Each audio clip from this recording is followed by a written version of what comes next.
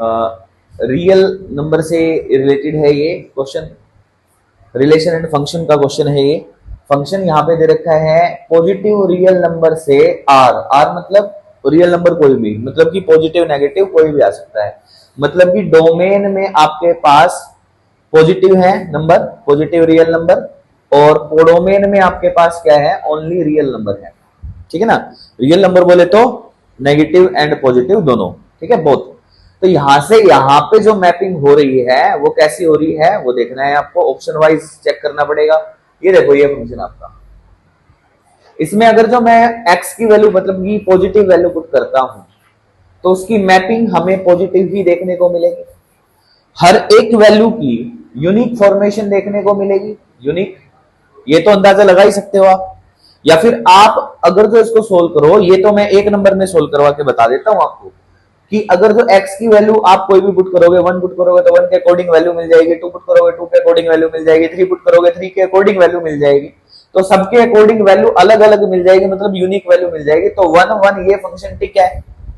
लेकिन जब आप ऑन टू पे जाओगे तो ऑन टू पे क्या होता है, y equal to 4x plus 3 put करोगे इसको, और जो 3 है इधर जाके माइनस हो जाएगा, y में 4 आ जाएगा, ये x की वैल्यू आएगी। अब एक वो होता है y की वैल्यू तो हम कुछ भी पुट कर सकते हैं, मैंने तो आपको बताया है कि ओनली रियल वैल्यू है। अगर जो मैं नेगेटिव वैल्यू पुट करता हूं तो उसके लिए x की वैल्यू भी नेगेटिव आएगी, बट x इसके अंदर बिलोंग नहीं करेगा क्योंकि नेगेटिव वैल्यू तो है ही नहीं इसके अंदर, तो इसलिए ऑन टू नहीं है बच्चे, ये ऑन टू नहीं है।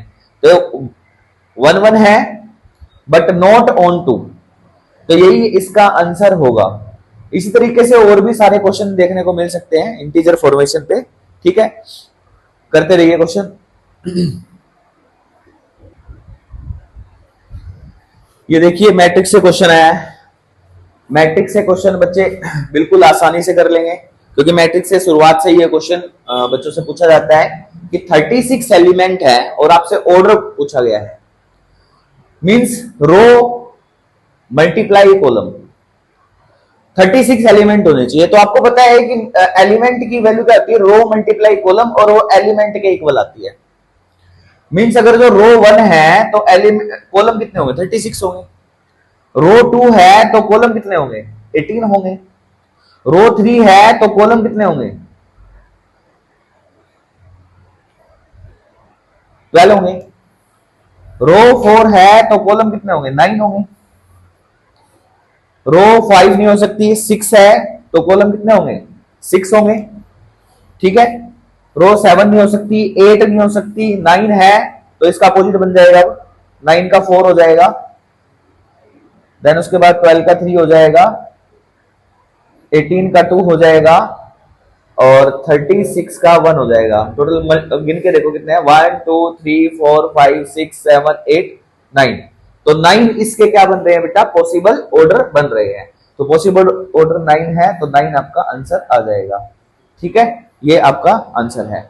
ओके,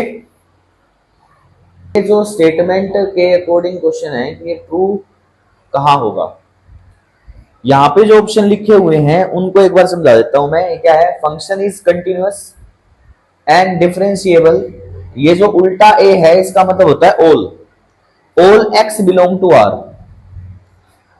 आगे है function is continuous all X belong to R, ये इसमें खाली कंटिन्यूअस आ गया। इसमें है function is continuous and differentiable all X belong to R, but zero नहीं है, स्लैश करके ऐसे लगा दिया जीरो, तो इसका मतलब क्या है, जीरो नहीं है। Function is discontinuous at infinitely many points, तो अभी इसमें से आंसर देखेंगे कैसे निकालना है आपको। अभी आप पेपर में बैठे हुए आराम से, आप कहोगे कि हमें तो ये क्वेश्चन नहीं आता, कैसे करें। तो बेटा एक बात आप चेक कर लो कि फंक्शन की लिमिट जीरो पे तो कितनी आ रही है, 1, जीरो पे वैल्यू क्या आ रही है, 1 आ रही है, और जीरो के लेस या फिर ग्रेटर पे अगर जो वैल्यू निकालोगे तो 3 आ रही है।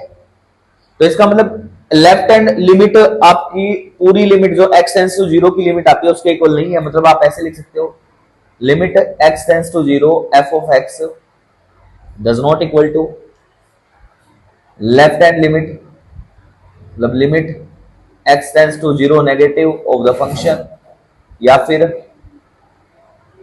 फिर limit x tends to 0 positive of the function. ये लेफ्ट हैंड लिमिट है, ये राइट हैंड लिमिट है। Left hand right hand equal है बट इसके इक्वल नहीं है। इसका मतलब फंक्शन जीरो पे कंटिन्यूअस नहीं है, जीरो पे कंटिन्यूअस नहीं है, जीरो पे कंटिन्यूअस नहीं है। बाकी तो कंटिन्यूअस हो सकता है, बिल्कुल हो सकता है, तो जीरो पे कंटिन्यूअस नहीं है। तो एक ही ऑप्शन आ रहा है कि जीरो के ऊपर कंटिन्यूअस नहीं है। और दूसरी बात, डिफरेंशिएबल, ऐसे स्टेट फंक्शन जो होते हैं वो डिफरेंशिएबल तो होते ही है, आपको पता है, आप इसको डिफरेंशिएट कर सकते हो। कंटिन्यूअस तो है, डिफरेंशिएबल भी है, बट जीरो पे नहीं है। तो इसलिए आप क्या लगाओगे, ऑप्शन सी लगा के आओगे, यही आपका आंसर है। ठीक है ना। इस तरीके के क्वेश्चन बहुत ही इजी तरीके से आपको अटेम्प्ट करके आने हैं, कोई प्रॉब्लम नहीं आनी चाहिए आपको पेपर में। नोट कर लीजिए, नोट कर लीजिए। देखिए बच्चे, क्वेश्चन नंबर 9, क्वेश्चन नंबर 9 फिर से मैट्रिक्स से रिलेटेड है। आप सभी बच्चों को समझ में आ रहा है, यहां तक की सभी कंडीशन आप सोल्व कर लोगे कि ये वैल्यू x प्लस वाई के इक्वल है। तो मैंने रख दिया कि x प्लस वाई की वैल्यू आ रही है 6, दूसरा x डॉट वाई की वैल्यू आ रही है 8। तो दोनों कंडीशन आपके पास है। आप x और y की वैल्यू निकालोगे, इसमें पुट करोगे और सोल्व कर लोगे, यही तो करोगे। ठीक है ना। बट देखो, एक और तरीका मैं आपको बताने वाला हूं कि ये सोल्व कैसे होने वाला है। आपने क्या किया, यहां पे इसमें जो ये अपने पास दे रखा है, इसमें एलसीएम क्या आएगा, एलसीएम आएगा एक्स वाई, ये बन जाएगा 24y प्लस में 24x बन जाएगा। यहां से 24 कॉमन आ जाएगा, तो y प्लस एक्स ऊपर, बाय में नीचे x dot y। y plus x की वैल्यू आपके पास है 6, तो 24 मल्टीप्लाई 6 बाय में x डॉट y की वैल्यू कितनी है 8। तो आपने क्या किया, पुट कर दिया, यहाँ पे कितना आ जाएगा 3 आ जाएगा, और आंसर आ गया 8। देखो बेटा कितनी जल्दी आंसर आया है, 18 आंसर आ गया। 6 की 3 से मल्टीप्लाई 18 आंसर, बहुत जल्दी आंसर आ गया है। बट आप क्या करोगे, उस तरीके से सोल्व करोगे कि x और y की वैल्यू निकालोगे, देन उसके बाद सोल्व करोगे, तब भी आंसर यही आएगा, बट बहुत लेट हो जाएगा। इसलिए कई क्वेश्चनों में ना दिमाग इसी तरीके से लगाना है आपको पेपर में बैठ के। ओके,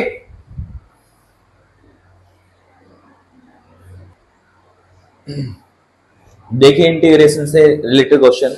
इंटीग्रेशन जो आ रही है, तो अब ये इस तरीके का क्वेश्चन आ गया और ऐसे ऑप्शन आ गए, बच्चा कंफ्यूज।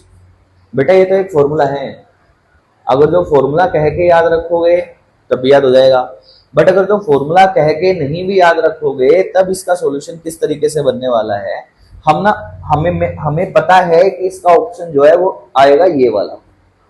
अब इसको मैं प्रूव करके ही बता सकता हूं कि ये आंसर कैसे आया है। सपोज दैट कि ये जो कंडीशन है, ये आपकी कोई ना कोई वैल्यू t है, ठीक है।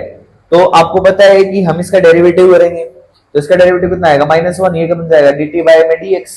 जब पुट करते हैं तो यही बात करते हैं, तो क्या बनेगा, तो माइनस dx की वैल्यू क्या बन जाएगी, dt बन जाएगी। तो इस dx की जगह पे माइनस dt आ जाएगा। तो इंटीग्रेशन a से b अभी तक की वैल्यू है, यहाँ पे इसको t कर लिया और यहाँ पे कितना आ जाएगा माइनस dt आ जाएगा, माइनस मैंने बाहर लिख लिया। ठीक है, अब मेरे को पता है कि यहाँ पे तो t आने वाला है, ये लिमिट जो है वो तो x की लिमिट है, a और b किसकी लिमिट है, x की लिमिट है। तो मैंने क्या कर दिया, x की वैल्यू मैंने पुट करी a। एक बार बताओ, x की वैल्यू में a पुट करूंगा तो t की वैल्यू क्या निकल के आएगी, b निकल के आएगी। भाई मैं यहाँ पे a पुट करूंगा तो t की वैल्यू क्या निकल के आएगी, b निकल के आएगी। तो जब x की वैल्यू a है तो लिमिट जो है वो b है, और जब x की वैल्यू b पुट करूंगा तो लिमिट जो आ जाएगी वो a आ जाएगी t के लिए। पूरा क्वेश्चन t में चेंज, पूरा क्वेश्चन t में चेंज। ये नेगेटिव साइन क्या कर देगा, लिमिट को चेंज कर देगा। देखो फिर से वही आ गया, अगर जो मैं t की वैल्यू वो पुट करूंगा तो फिर से यही आ गया ना, सेम यही आंसर आ गया। तो फॉर्मेशन वो है ऊपर वाली, तो इसलिए आंसर यही आएगा बेटा इसका। और ये चाहे आप फॉर्मूला बेस बना के चलो, चाहे आप इसको इस तरीके से सोल्व करके चलो, तो आपको ऐसे करना है। हाँ, कई क्वेश्चन पेपर में देखने को मिलेंगे कि इस फॉर्मूले के बेस पे वो हो जाए। आप ये बात ध्यान रखना, जब क्वेश्चन ऐसे आता है तो आप क्या करोगे, a plus B minus X कर देना। क्या पता क्वेश्चन की फॉर्मेशन थोड़ी सी चेंज हो जाए और उससे प्लस माइनस करके आंसर आ जाए। तो कई क्वेश्चनों में ऐसे हो सकता है, नोट कर लेना, ठीक है।